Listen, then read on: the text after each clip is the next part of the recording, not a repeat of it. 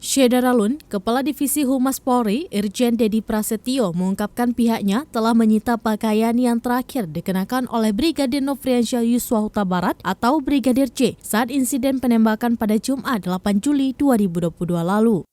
Pakaian itu disita dari tempat kejadian perkara atau TKP di rumah dinas Irjen Verdi Sambo.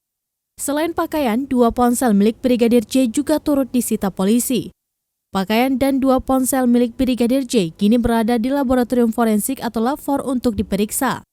Selain barang-barang milik Brigadir J, polisi juga telah menyita barang bukti lainnya seperti rekaman CCTV.